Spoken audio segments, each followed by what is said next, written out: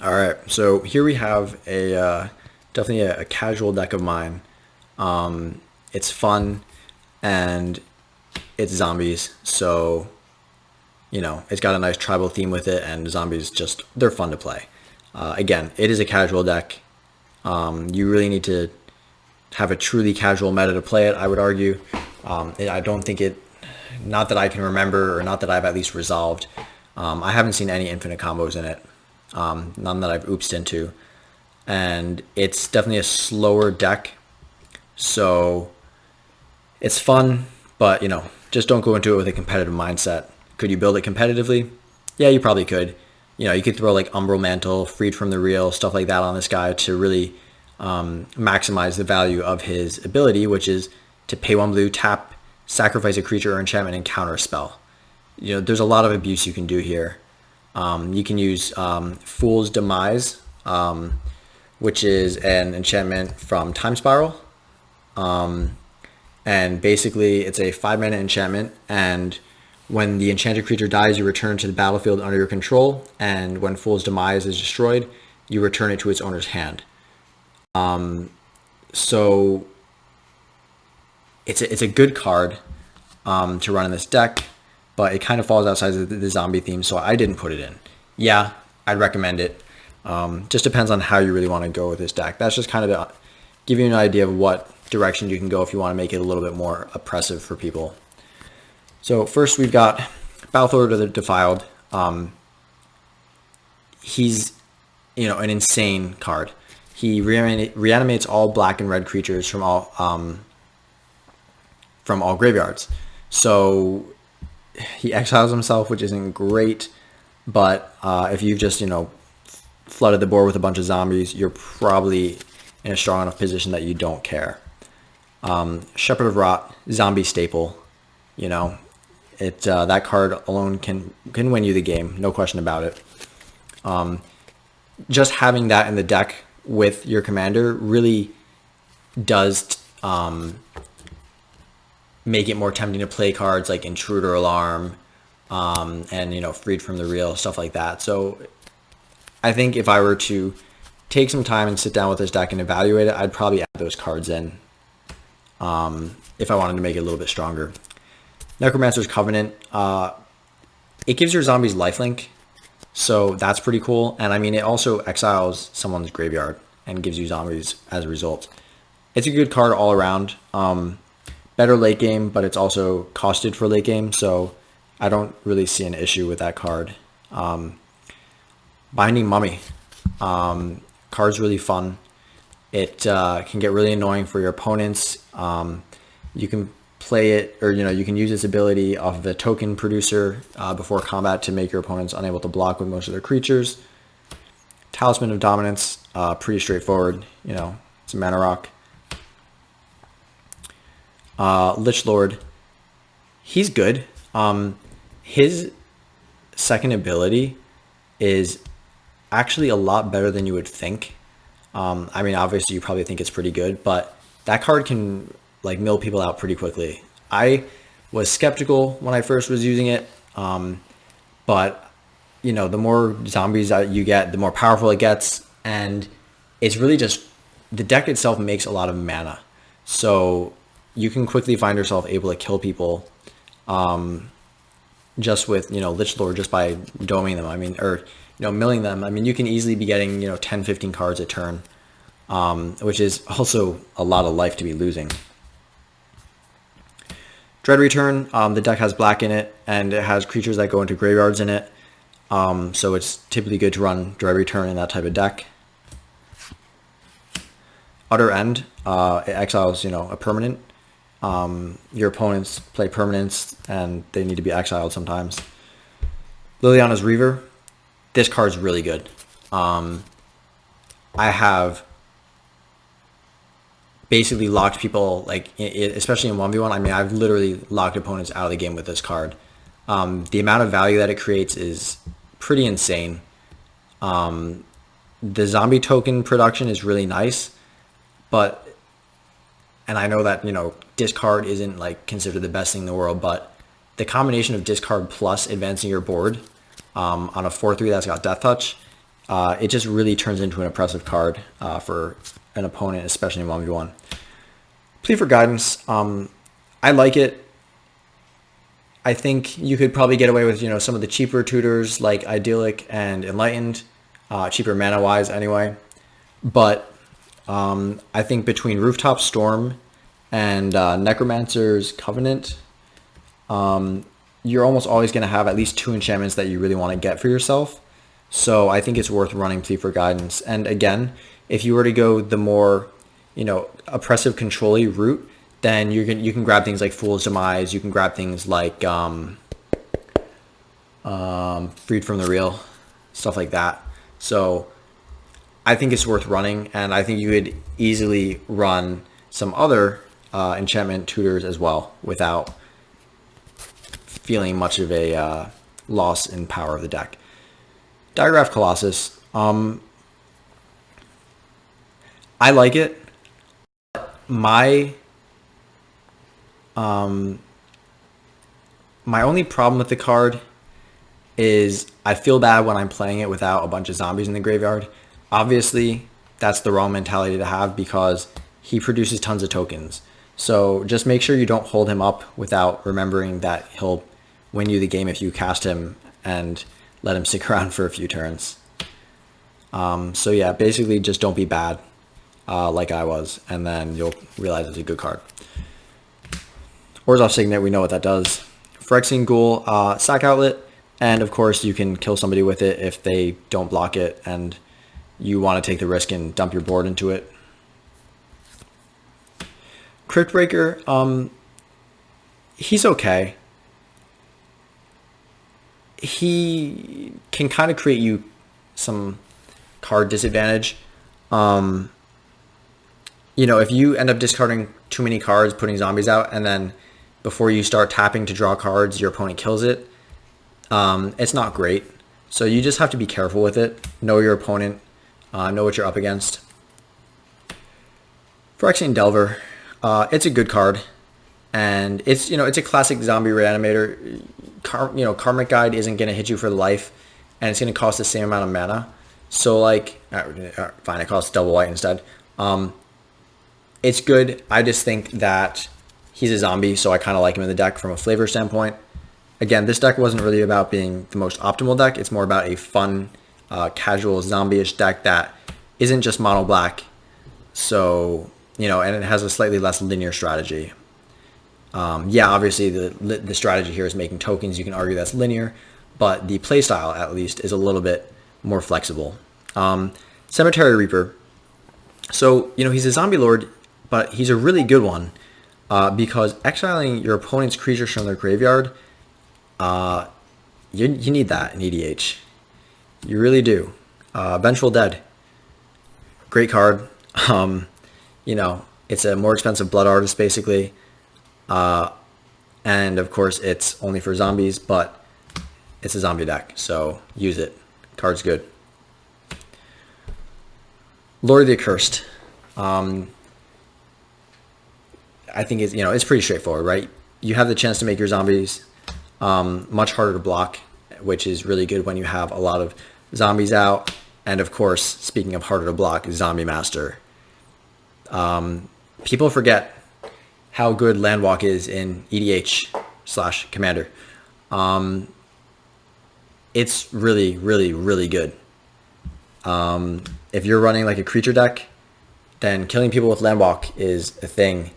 And probably, at least for me, it's probably my favorite way to beat people because it's really hard to deal with.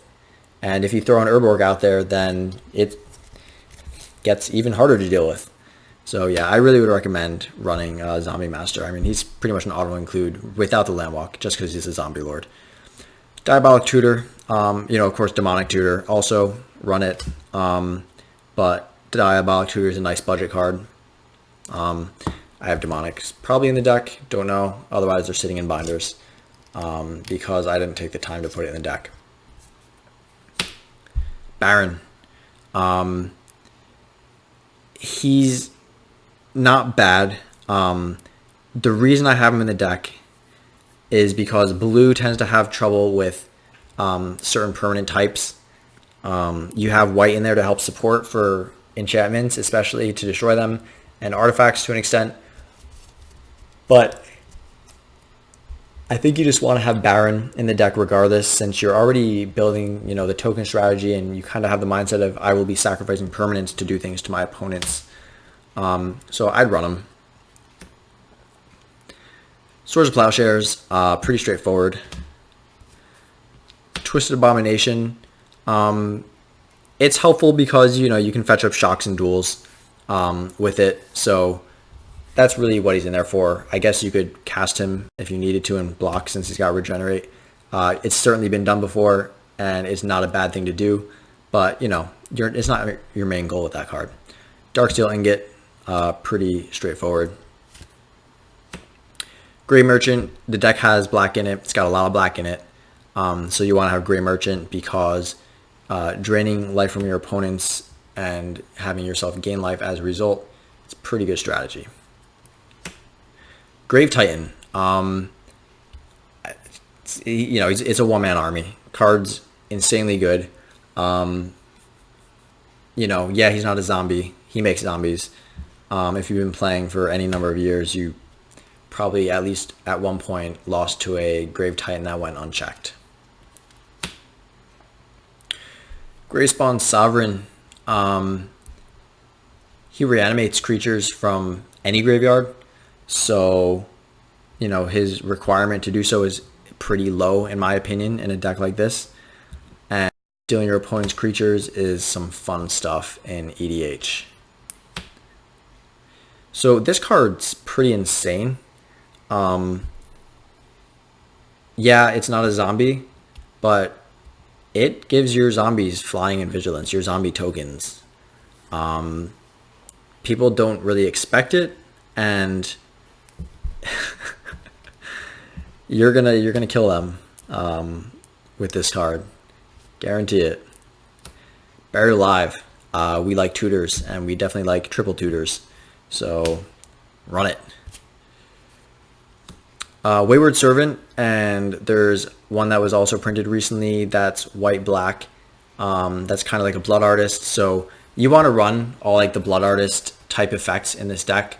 Him, Zulaport Cutthroat, Blood Artist. The one I can't think of the name of, that's from, what is it from? I think it's from Modern Horizons, actually. Let me see. I think I have it sitting here. I guess I don't have it sitting here because it probably went into decks. Anyway, any Blood Artist type effects are going to be good to have in the deck, so definitely run them. And this card, of course, is no exception to that rule. Corpse Connoisseur, it basically entombs a creature when it enters, and it's got Unearth, so it's a pretty strong card all around. I definitely would recommend running it. Even though it is kind of on the higher side of the mana curve. Vengeful Pharaoh, it's a fun card. If you're going to run Entomb in the deck, which I would recommend, and I may or may not have done depending on what I was shifting around. Looks like I didn't, so you should run Entomb. It's cool because whenever something hits you, or a Planeswalker, you can destroy an attacking creature. So he's fun, and people kind of tend to forget he's in your graveyard, and then you get to kill their creature. Lightning Greaves, we need that because people are going to kill Ertai, and Ertai having haste is pretty cool. Stronghold Assassin, kill stuff using your primary resource, which is creatures.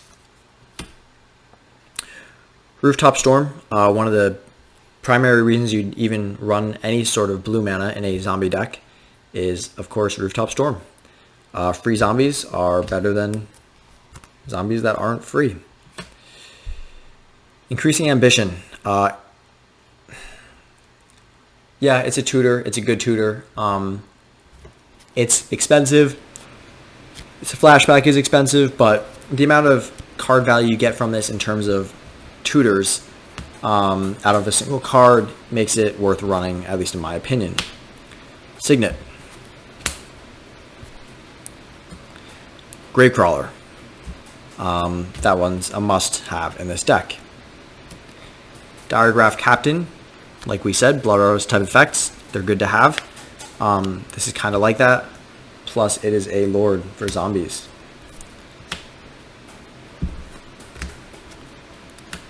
Victimize, Reanimation, great to have in this deck. You know, it's one card that gets you 2 out of the bin, so why not run it?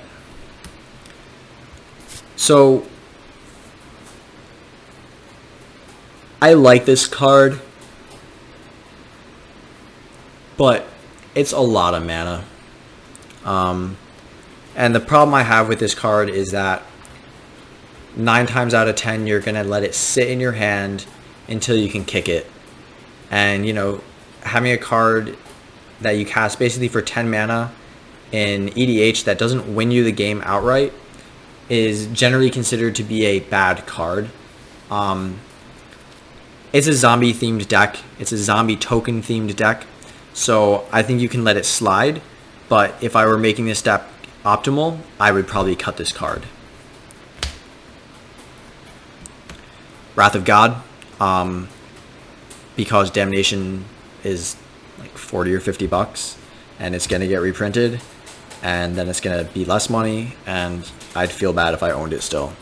So I've had enough of those things happen that I don't want Damnation. Noxious Ghoul, super fun card, and this can very easily wipe the board for your opponents. So make sure you pay attention to your sequencing when you have this card out or when you're casting this card, because otherwise you can kill your commander or fail to kill creatures your opponents have. Read the Bones, card draw. Vindicate, because sometimes you gotta do it. Endless Ranks of the Dead. It's a good card, but it does round down for its trigger, so it can also be a dead card.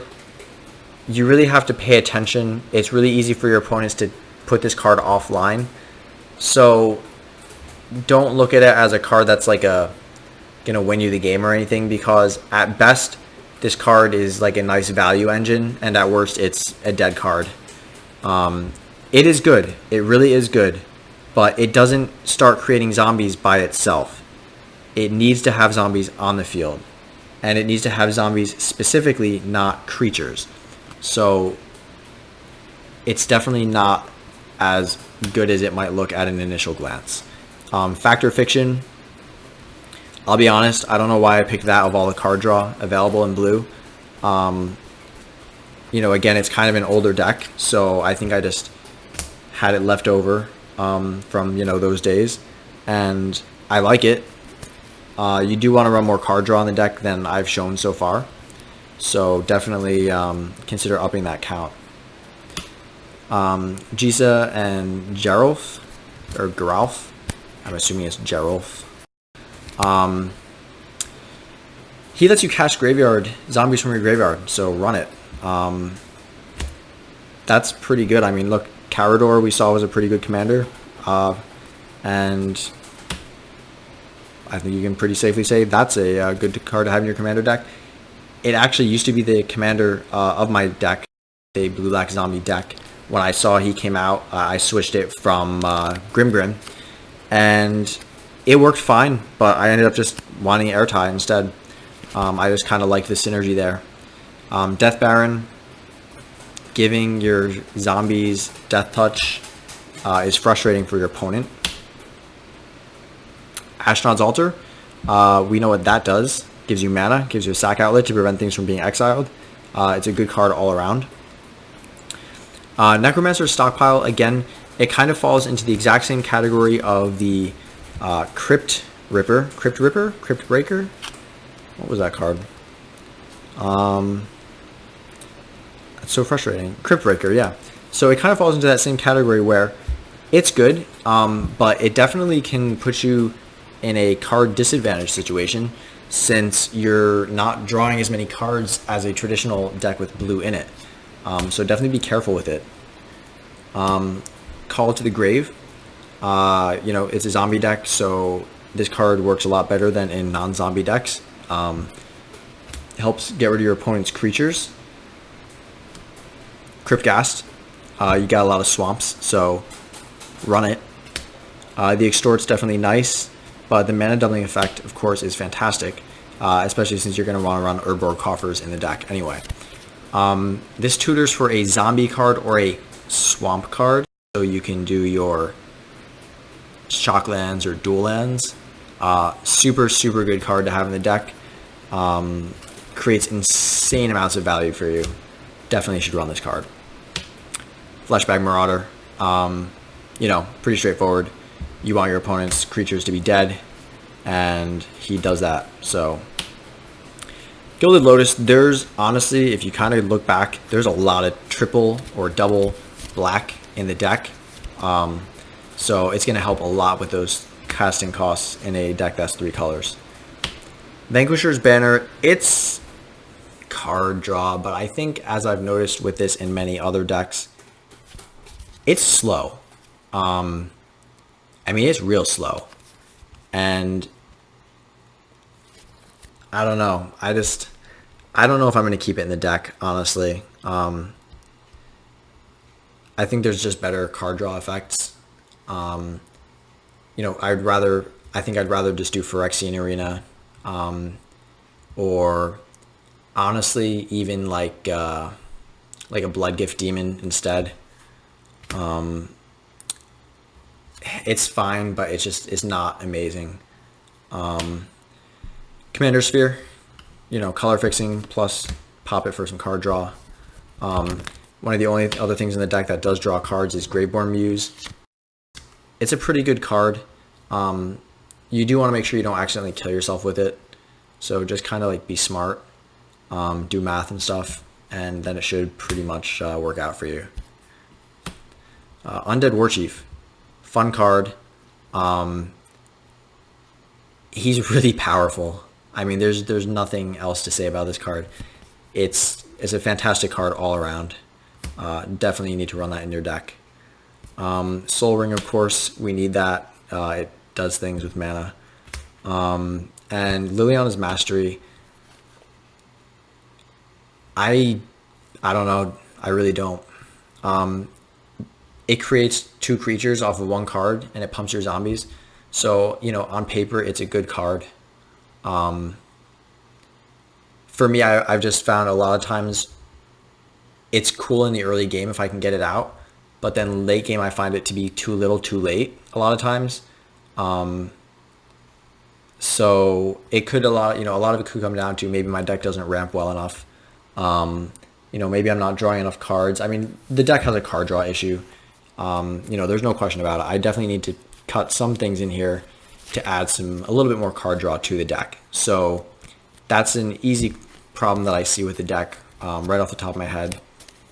You know, there's definitely some other good zombie cards out there to be running in the deck that I simply haven't added, either because I'm concerned about them getting reprinted eventually, so I don't want to put them in the deck, or I simply had to cut them for, you know, the stuff that I put into the deck. It came from a mono black deck to a 3-color deck, so, you know, I had to make some cuts. In terms of lands, you know, of course you're going to be running Cabal Coffers and Urborg. On top of that, also Unholy Grotto. It's a pretty useful card in the deck. Volrath's Stronghold, also good to have in the deck. And then Crypt of Agadim. I think you're going to have enough creatures in your graveyard to warrant playing this card in the deck. I certainly have found it, in general at least, to be providing enough mana for me to keep it in the deck, even though it, you know, comes in tapped and has an activation cost. So it's pretty solid. There's a lot of stuff you can do with this deck. Like I said, you could go a little bit more control-y with it and put the enchantments and artifacts that allow you to untap creatures into the deck. That's one route you certainly can go. Another way you can go is, you know, try and make it a little bit more like Pox style deck. You know, you could run Pox and, you know, those types of effects. You could do a little more creature destruction. You know, I kept this deck kind of like a vanilla zombie deck, so to speak.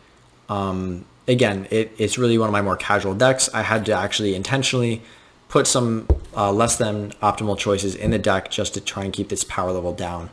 So, you know, we don't have like Coat of Arms in the deck. I'm not running, what's it called?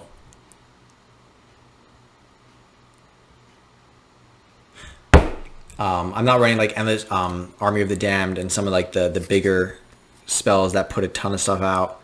I don't know. I like the deck. It's definitely fun, and I think it's at a good power level for casual play.